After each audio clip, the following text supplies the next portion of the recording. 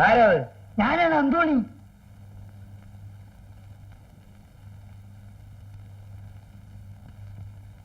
സലീംക്ക, നമ്മളെ ഫാക്ടറി കത്തിക്കാൻ പോണ്. ആര്?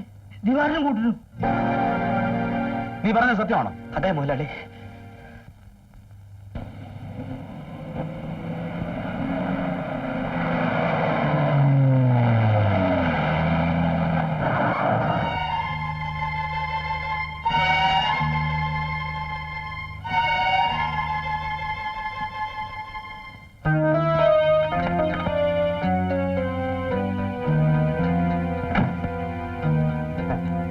അല്ല സലീമോ?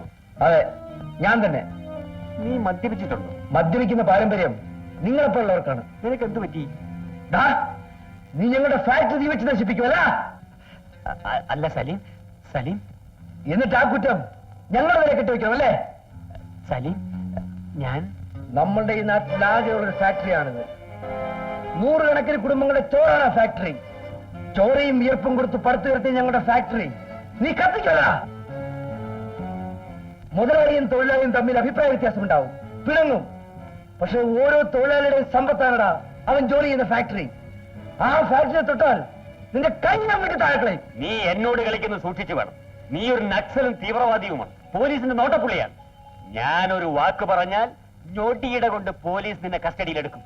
മുഖത്ത് നോക്കി കാര്യം പറയുന്നവരെയൊക്കെ നക്സൽ എന്ന മുദ്രകുത്തി ജയിലടച്ച് നാളെന്ന പാരമ്പര്യമാണല്ലോ നിനക്കൊക്കെ ഉള്ളത്. പോടാ, നിന്നോട് പറഞ്ഞിട്ട് കാര്യമില്ല, നിനക്ക് കള്ളാണ്.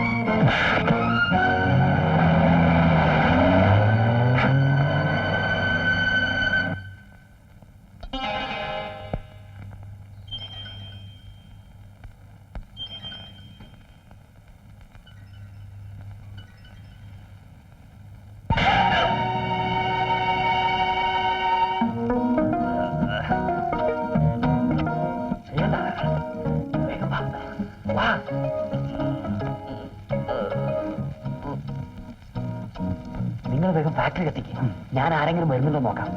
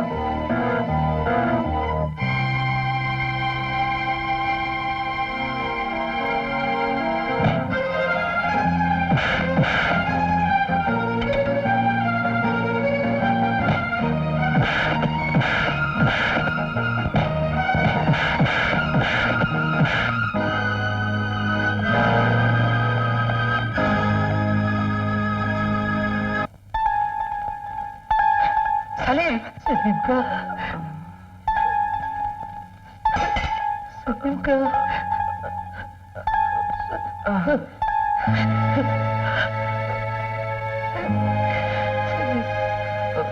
സലീംക്ക, സലീംക്ക.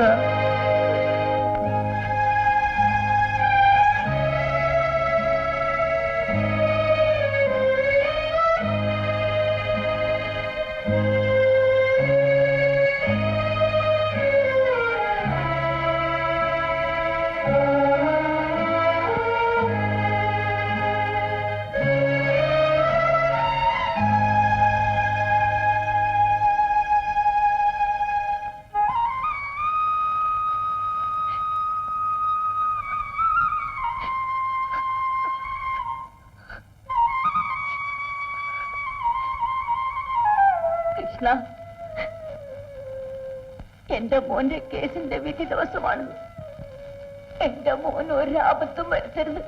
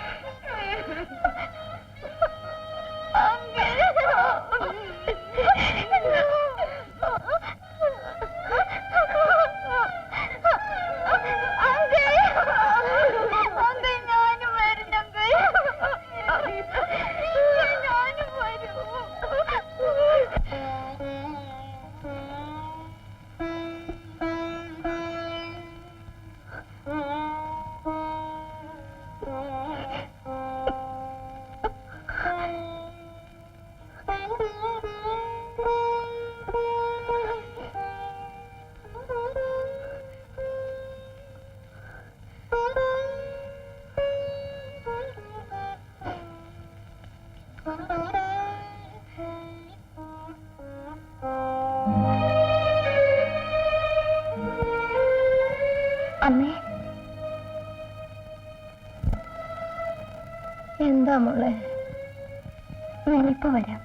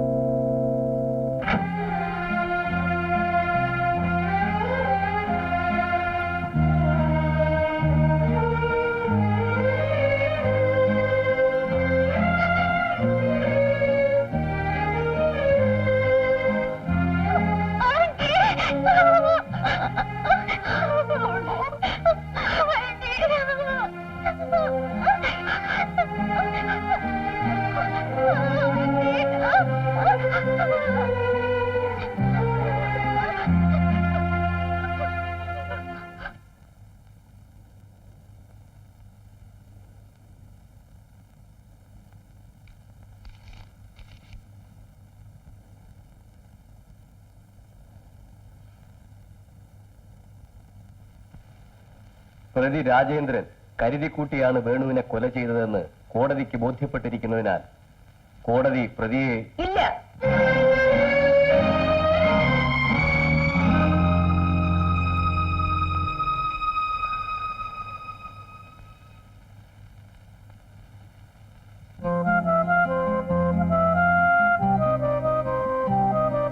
വേണുവേട്ടനെ കൊന്നത് രാജേട്ടനല്ല. നടന്ന സത്യം തുറന്നു പറയാൻ ബഹുമാനപ്പെട്ട കോടതി എന്നെ അനുവദിക്കണം. Make your honours pardon. ഈ കേസുമായി ബന്ധപ്പെടുത്തി ഈ സാക്ഷിയെ കൂടി വിസ്തരിക്കാൻ ബഹുമാനപ്പെട്ട കോടതി എന്നെ അനുവദിക്കാം. Yes, proceed.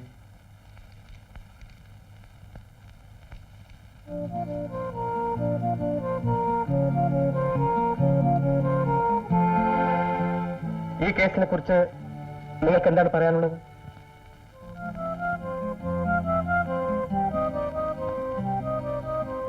എല്ലാ 1-ാം തീയതിയും അമ്മയും ഒന്നിച്ച് ഞങ്ങൾ ഗുരുവായൂർക്ക് തൊഴാൻ പോകാറുണ്ട്.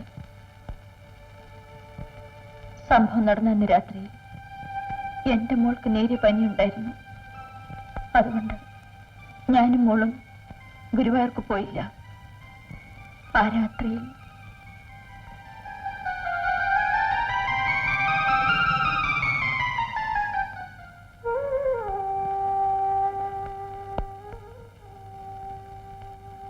മിനിമോൾക്ക് സുഖമില്ലാതെ കിടക്കുമ്പോ എങ്ങനെയാ അമ്മ പോവുക?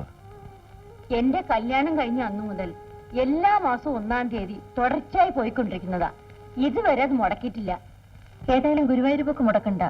അമ്മയും ചേട്ടനും പോയിട്ട് വരും. മോളെ തനിച്ചാക്കിയിട്ട് എങ്ങനെയാ പോകുന്നത്? അത് സാരമില്ല, ശ്രീധരമാവനുണ്ടല്ലോ. ആ ശ്രീധരന്റെ മോക്ക് സുഖമില്ലെന്ന് പറഞ്ഞു പോയിട്ട് ഇതുവരെ തിരിച്ചു വന്നില്ലല്ലോ. ശ്രീധരമാവൻ വരും. അമ്മയും രാജേട്ടനും പോയിട്ട് വരും. എന്നാ താമസിക്കണ്ട, പോകാം.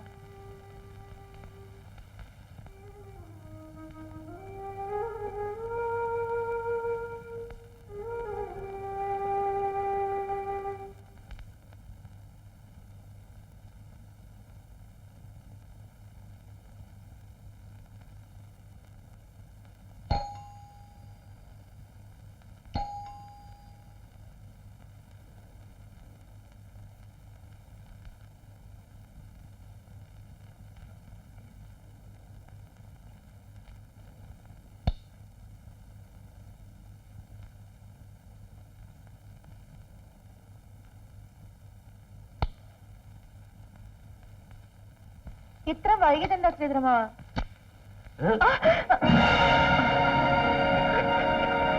ഈ സമയത്ത് തീരെ പ്രതീക്ഷിച്ചില്ല അല്ലേ? എന്തിനാ ഇപ്പൊ ഇങ്ങോട്ട് വന്നത്? കവിതേ, ചെറുപ്പം മുതലേ ഉള്ള എന്റെ ഏറ്റവും വലിയ ആഗ്രഹമാണ് നിന്നെ സ്വന്തമാക്കുന്നത്. പക്ഷെ സാധിച്ചില്ല. അതൊക്കെ പോട്ടെ, ഒരു ദിവസമെങ്കിലും നീ എന്റെ സ്വന്തമായിരിക്കണം എന്നുള്ളത് ഇപ്പോഴത്തെ വലിയ മോഹം. പോകുന്നുണ്ടോ? അല്ലെങ്കിൽ ഞാൻ ഒറ്റ വെച്ച് ബഹളം ഉണ്ടാക്കും. ഒച്ച വെച്ച് ബഹളം കൂട്ടിയിട്ടൊന്നും കാര്യമില്ല.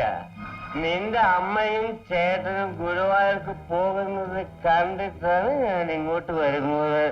ഇവരാരും ഇല്ലെന്നും എനിക്കറിയാം.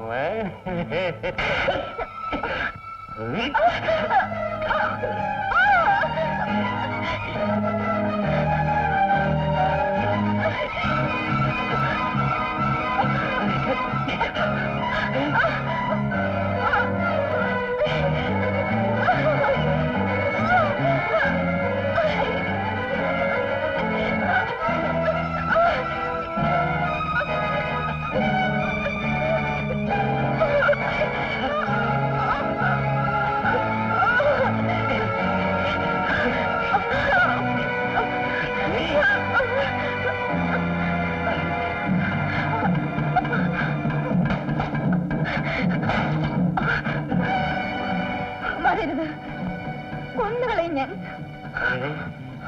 അത് ഞാൻ നിന്നോടുള്ള സ്നേഹം കൊണ്ട് വിവരമില്ലാതെ എന്തെയോ ചെയ്തു പോയതാണ്. നീ എന്നോട് ക്ഷമിക്കുക. Excuse me. നീ ഇത് ആരോടും പറയരുത്. എക്സ്ക്യൂസ് മീ, ഞാൻ പോയേക്കാം.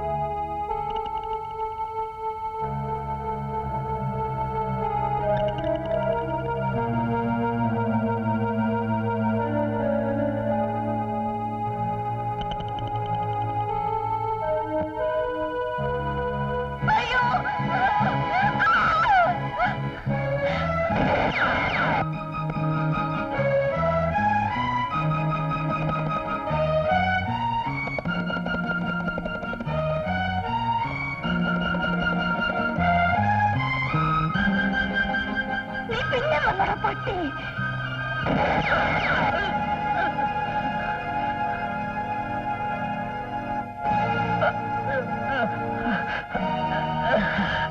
വേണോട്ടാ,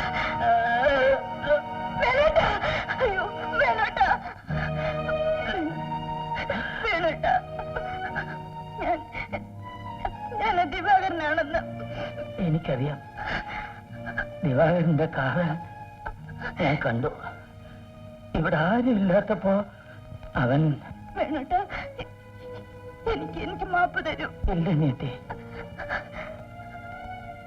നീ അറിയാതെ ചെയ്തതാണെന്ന് എനിക്കറിയാം. ഞാൻ പോയാൽ വേണോട്ടാ, നീ ഇനി പതറ, നീ കുറ്റവാളിയാകരുത്.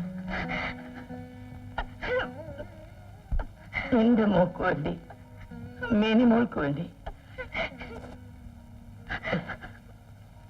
എന്റെ സിന്ധുവിന്റെ വിവാഹം മുടങ്ങരുത്. വേണോട്ടാ, നീ അത് നടത്തണം. വേണോട്ടാ.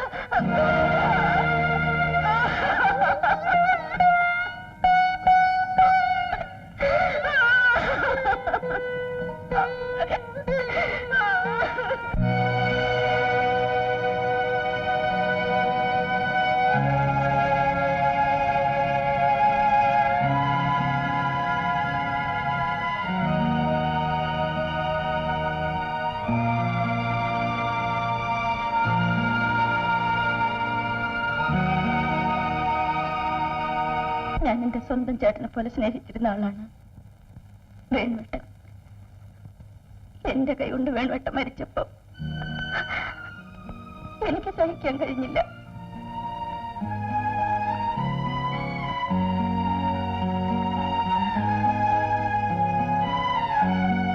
എന്റെ സങ്കടം പറയാൻ എനിക്ക് ആരും ഉണ്ടായിരുന്നില്ല. ഞാനെല്ലാം ഒതുക്കി പിടിച്ച് നടന്നു. എന്റെ മോളുടെ മുഖം കാണുന്നത് പോലും എനിക്ക് ഭയമായിരുന്നു. പലവട്ടം ഞാൻ കുറ്റം ഏറ്റുപറയാൻ തുനിഞ്ഞതാണ്.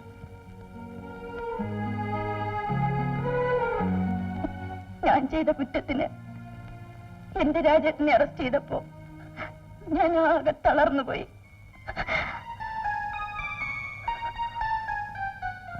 അന്ന് രാത്രി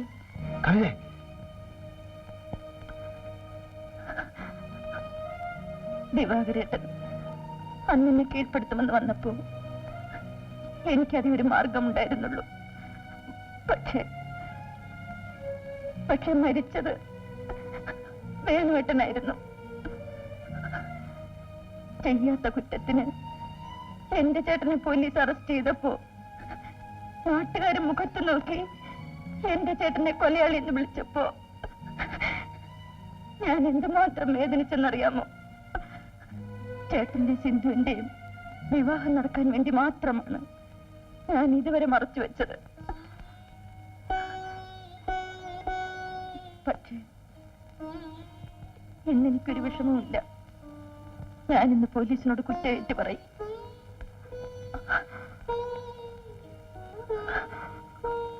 അരുതനേത്തി, ജീവിതത്തിൽ ഒരുപാട് ദുഃഖങ്ങൾ അനുഭവിച്ചിട്ടുള്ളതാണ് നീ.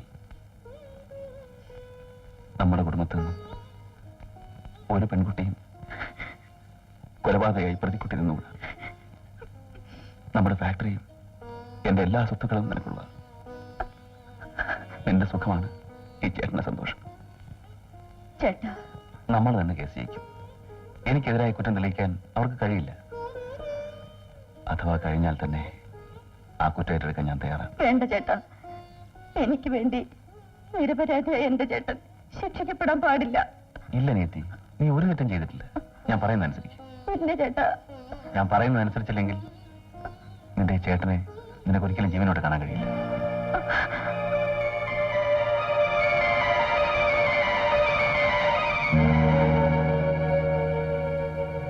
വേണുവേട്ടന്റെ അവസാനത്തെ ആഗ്രഹം നടക്കാൻ വേണ്ടി വേണുവേട്ടൻ ബോംബെയിൽ നിന്ന് എഴുതുന്ന പോലെ കത്തെഴുതിയത് ഞാനാണ്. സിന്ധുവിന്റെയും രാജേട്ടന്റെയും വിവാഹം നടക്കാൻ വേണ്ടി. എന്റെ രാജേട്ടൻ നിരപരാധിയാണ്. എന്റെ രാജേട്ടനെ ശിക്ഷിക്കരുത്.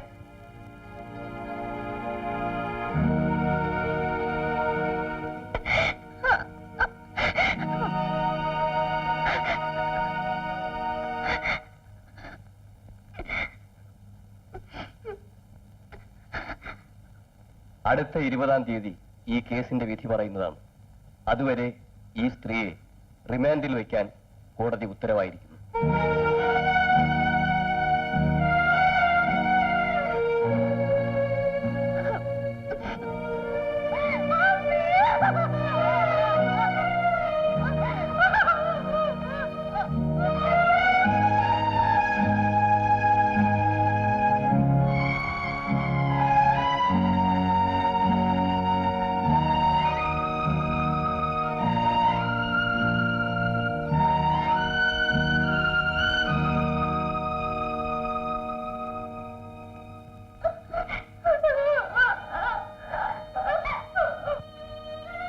അനിയത്തി, നീ ചേട്ടനെ തോൽപ്പിച്ചു കളഞ്ഞു. ഇല്ല ചേട്ടാ, എന്റെ ചേട്ടന് വേണ്ടി അവസാനമായി എന്തെങ്കിലും ചെയ്തില്ലെങ്കിൽ